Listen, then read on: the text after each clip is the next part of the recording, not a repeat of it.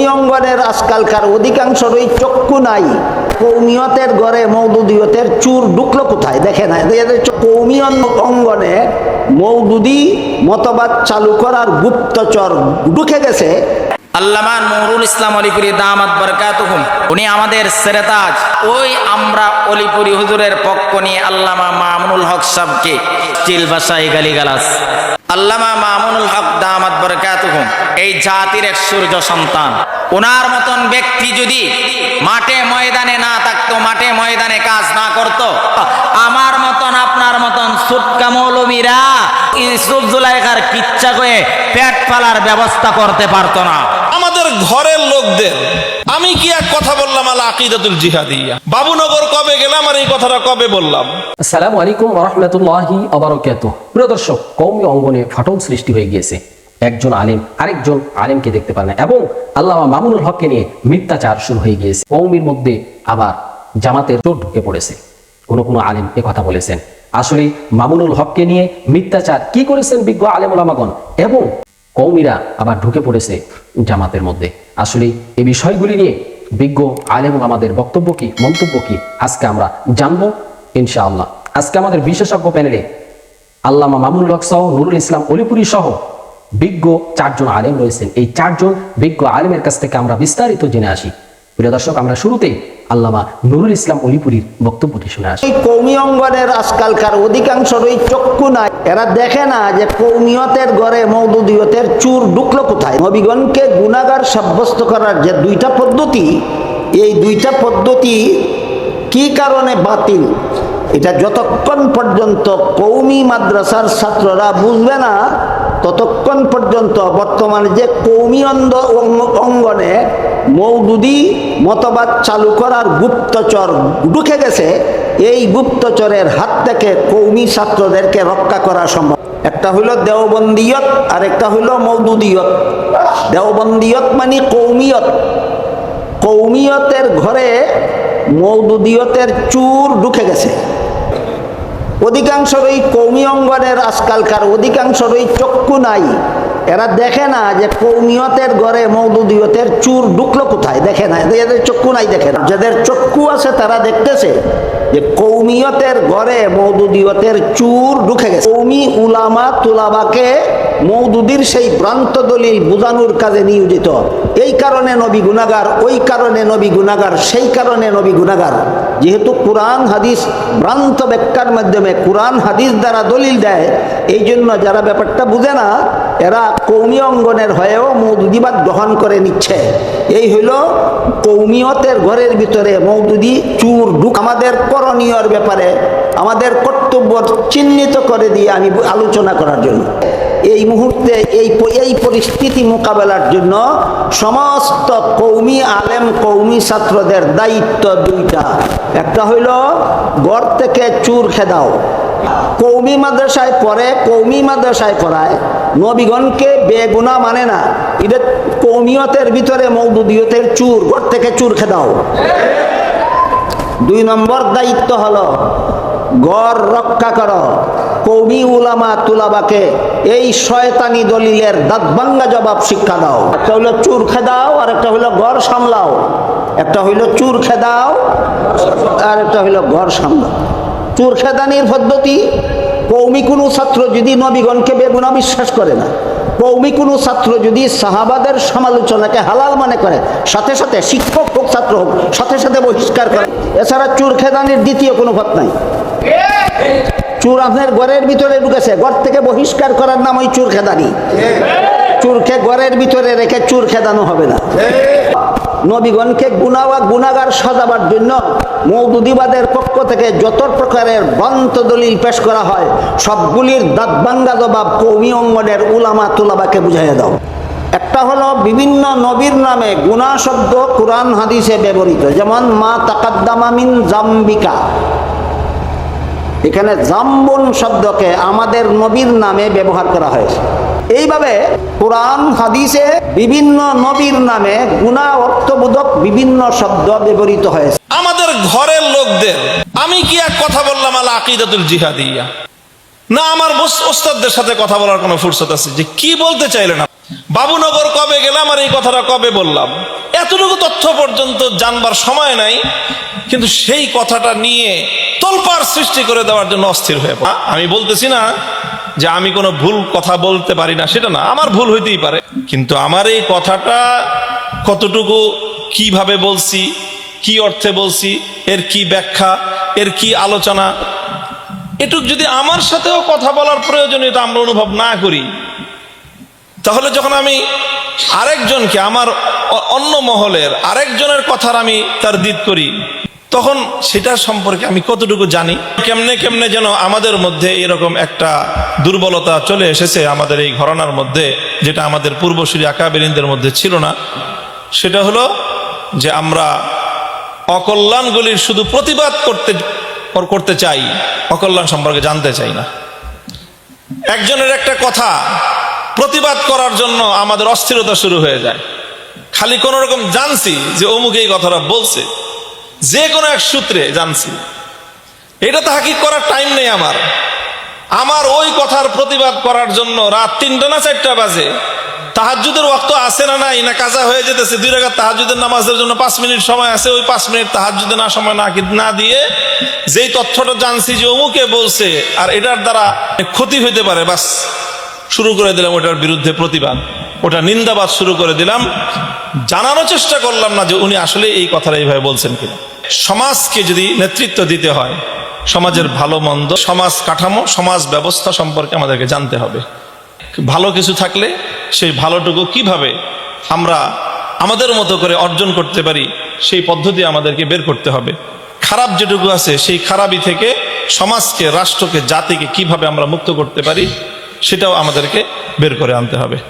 আমরা হক আদায় করে এই দেশে নেতৃত্বের অবস্থান নিয়ে এই বাংলাদেশে বসবাস করব, অবস্থান করব। আমরা আমাদের যে হক এবং হিস্সা বুঝে নেওয়ার জন্য যেই দাবি উত্থাপন করেছি, আমাদের এই দাবিকে দুর্বল করে দেওয়ার জন্য যারা বুঝে হোক না বুঝে হোক পথের সামনে এসে দাঁড়াবেন, আমরা আপনাদেরকে তোয়াক্কা করার সুযোগ পাবো না।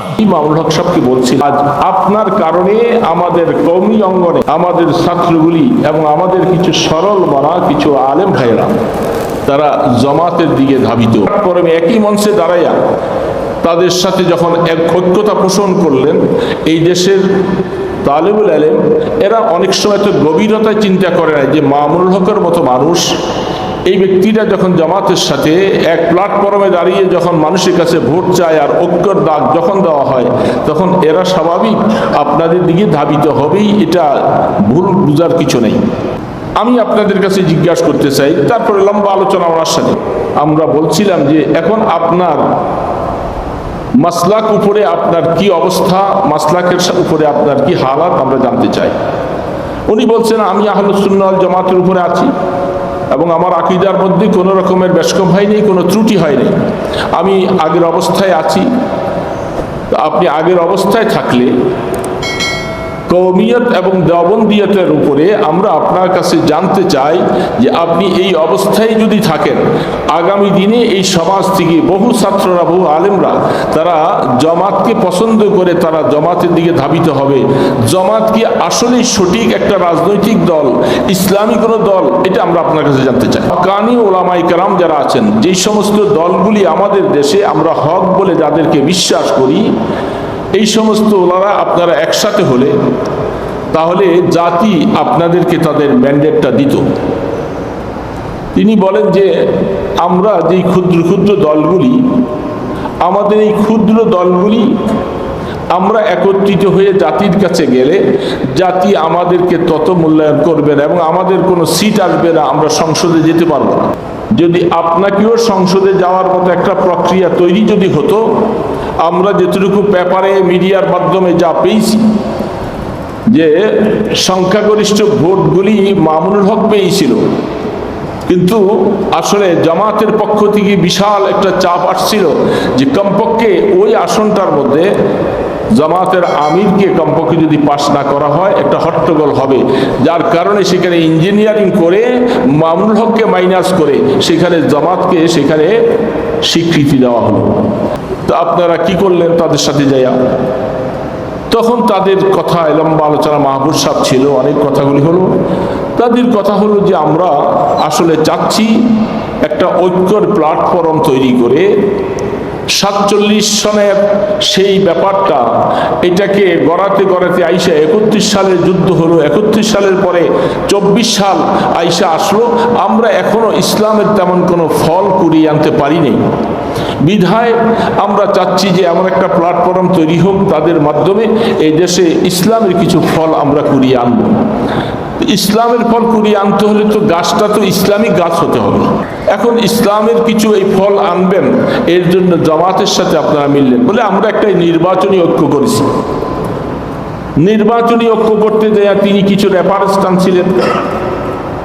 সেই রেফারেন্স হলো পাকিস্তানি জমিয়ত, বেরলভি, দেওবন্দিয়ত, এমনকি সেখানে শিয়া সুন্নি সবাইকে নিয়ে একসাথে মিলে সেইখানে তারা একটা নক্তায়ে ওয়াহাদার উপরে কাজ করতেছে। সেইখানে কোনো অসুবিধা নাই। আমাদের বাংলাদেশে আসলেই শুধু কেবল এই আকীদা নিয়ে প্রশ্ন, এই প্রশ্ন সেই প্রশ্ন হচ্ছে। এবং সাহাবায়ে কেরামদের আদালতের উপরে যেই কটাক্ষ, যেই কথা মদুদি সাহেব লিখে গেছেন, সেই রাসাইল মাসাইল, খেলাফত মুলকিয়ত এবং তাদের তফহিমুল কোরআন, এই সমস্ত কিতাবগুলোর মধ্যে ইসমতে আম্বিয়া এমনকি আদালতে সাহাবাতের উপরে যে সমস্ত নক্তা আর কটূক্তি সে করেছে, সমস্ত আকীদা পোষণকারীদের সাথে আপনি দেশ বাঁচাবার জন্য একটা ঐক্য পোষণ করলেন, এটা কোনোদিন ওলামায়ে দেওবন্দ তারা গ্রহণ করবে না। আল্লামা নুরুল ইসলাম অলিপুরি দামাত বারাকাতুহুম, উনি আমাদের সেরেতাজ। ওই আমরা অলিপুরি হুজুরের পক্ষ নিয়ে আল্লামা মামুনুল হক সাহেবকে অশ্লীল ভাষায় গালিগালাজ, ওইগুলা তো আমাদের ভবিষ্যৎ উজ্জ্বল করবে না, বরং এর পক্ষ নিয়ে ও উনাকে গালি, উনার পক্ষ নিয়ে উনাকে গালি দিয়া আমাদের ভবিষ্যৎ উজ্জ্বল হবে না, আমরা সামনে আগাইতে পারবো না। ওইগুলা করার দ্বারা আমাদের ভবিষ্যৎ অন্ধ হয়ে যাবে। আল্লামা মামুনুল হক দামাত বারাকাতুহুম এই জাতির এক সূর্য সন্তান। ওনার মতন ব্যক্তিরা যদি আজকে মাঠে ময়দানে না থাকতো, ওনার মতন ব্যক্তি যদি মাঠে ময়দানে না থাকতো, মাঠে ময়দানে কাজ না করত, বাতিলের বিরুদ্ধে কথা না বলতো, ইসলাম বিদ্বেষীদের বিরুদ্ধে কথা না বলতো, ইসলাম বিদ্বেষীদের বিরুদ্ধে আন্দোলন না করত, আমার মতন আপনার মতন সুটকা মৌলবীরা ওই ইসুফ জুলাইখার কিচ্ছা করে পেট ফালার ব্যবস্থা করতে পারতো না। আমার মতন মৌলবী আর আপনার মতন মৌলবীকে কেউ দাওয়াতও দিত না, আর পেট ফালার ব্যবস্থা হতো না। আজকে মামুনুল হক সাহেবের বিরুদ্ধে আঙ্গুল দেখানো হয়, উনার বিরুদ্ধে কথা বলা হয়, উনি যেই পরিমাণ নির্যাতনের শিকার হচ্ছে, উনি যেই পরিমাণ জুলুমের শিকার হচ্ছে, তারপরও উনার হক কথাটা বন্ধ করা যায় না। আজকে ওনাকে দোষারোপ করা হয়, ওনাকে গালি দেওয়া হয়। কিছু ফটকা মৌলবী সুটকা মৌলবী, আল্লামা অলিপুরি হুজুর বলছিল সুটকা মৌলবী, আমি হুজুরের কথা না নকল করলাম। উনি যদি মাঠে ময়দানে কথা না বলতো, জালিমের বিরুদ্ধে কথা না বলতো, যারা আজকে জুলুম, অন্যায়, অবিচার, সাদাবাজির বিরুদ্ধে কথা না বলতো, দুর্নীতিবাজদের বিরুদ্ধে কথা না বলতো, আমার মতন আপনার মতন মৌলবী তো কথা বলার সাহসই নাই, যোগ্যতাও নাই, ইমানের পাওয়ারও নাই। বর্তমান সময়ে মামুনুল হকের মধ্যে আছে, ঠিক কিনা বলেন? আজকে কথা বলতে লাগাম দিয়া কথা বলেন। ওনাকে যেইভাবে ওনার বিরুদ্ধে সমালোচনা করা হচ্ছে, ওনাকে নিয়ে ষড়যন্ত্র করা হচ্ছে, আমার এই বয়সে আমি ওনাকে কোনোদিন মিডিয়ার সামনে কান্না করতে দেখি নাই। ওনার উপর এত জুলুম হচ্ছে, এত নির্যাতন করা হচ্ছে, এত অপবাদ দেওয়া হচ্ছে, এত তুহমত দেওয়া হচ্ছে, ওনার পরিবার ছাড়া করা হচ্ছে, তারপর ওনার চোখ দিয়া পানি ছাড়তে দেখি নাই। গত কয়েকদিনের সমাবেশে ওনাকে কান্না করতে দেখেছি। এর একটাও এই কারণ, ওনার পরিবার ছাড়া হয়েছে, ওনার মনের মধ্যে ব্যথা না, কিন্তু ওনার স্বজাতিরা যখন ওনার উপর আক্রমণ করতে আরম্ভ করেছে, সমালোচনা করতে আরম্ভ করছে, তখন ওনার অটোমেটিকলি চোখ দিয়া পানি বাহির হতে আরম্ভ হয়েছে। কার বিরুদ্ধে কি বলি, কাকে নিয়ে আমরা সমালোচনা করি? যারা চক্রান্ত করতেছে এদেরকে আমরা অতীত থেকেই চিনি, দেখেও আসছি, এরা সব সময় বাতিলের সাথে হাতাহাত করে চলছে। প্রিয় দর্শক, এতক্ষণ আমরা শুনছিলাম বাংলাদেশের বিজ্ঞ 4 জন আলেমের কাছ থেকে যে মামুনুল হককে নিয়ে যে মিথ্যাচার করা হচ্ছে, আসলে এগুলা কি সঠিক নাকি ব্যাঠিক, এবং কওমি অঙ্গনে জামাতের চোখ নাকি ঢুকে পড়েছে। এবং কওমি অঙ্গনে জামাত নাকি ঢুকে পড়েছে। আসলে এই কথাগুলো কি সঠিক নাকি ব্যাঠিক আমরা শুনছিলাম বিজ্ঞ আলেমদের কাছ থেকে। প্রিয় দর্শক, আমরা এখানে পক্ষে বিপক্ষে কথা শুনেছি। আল্লামা মামুনুল হককে নিয়ে যে নুরুল ইসলাম অলিপুরি কথাগুলি বলেছিলেন, আসলে আল্লামা মামুনুল হক এবার প্রকাশ্যে বলে দিলেন যে আমি কবে গেলাম বাবুনগরে। তিনি বিস্তারিত আলোচনা করেছেন, আপনারা শুনেছেন। প্রিয় দর্শক, কওমি জামাত নিয়ে আজকে আমাদের সমাজে দ্বন্দ্ব, আজকে আলেমে আলেমে আমাদের সমাজে দ্বন্দ্ব। আমরা আল্লাহ তাআলার কাছে দোয়া করি, আল্লাহ তাআলা আমাদের সকল আলেম ওলামাদেরকে সঠিক বুঝ দান করুন। প্রিয় দর্শক, আমরা এখানে বিজ্ঞ 4 জন আলেমের কথাগুলি শুনলাম। এই 4 জন বিজ্ঞ আলেমের মধ্য থেকে যার কথাগুলি কোরআন হাদিসের দলিল ভিত্তিক মনে হবে, সঠিক মনে হবে, আমরা তার কথাটাই, তার মতটাই গ্রহণ করে নিব ইনশাআল্লাহ। সর্বোপরি দোয়া করি আল্লাহ তাআলা আমাদের সবাইকে যেন এইরকম কাদা ছড়াছড়ি থেকে আল্লাহ তাআলা আমাদের সবাইকে যেন হেফাজত করেন। আল্লাহ তাআলা আমাদের সবাইকে যেন কোরআন ও হাদিসের সহিহ পথে, সঠিক পথে আমাদেরকে যেন পরিচালিত করেন। প্রিয় দর্শক, আমরা একেবারে ভিডিওর শেষ প্রান্তে চলে এসেছি। আমি মিরাজুল ইসলাম আজকের মতো এখানে বিদায় নিচ্ছি। দেখা হবে অন্য কোনো ভিডিওতে। সে পর্যন্ত সকলে ভালো থাকবেন, সুস্থ থাকবেন। আসসালামু আলাইকুম ওয়া রাহমাতুল্লাহি ওয়া বারাকাতুহু।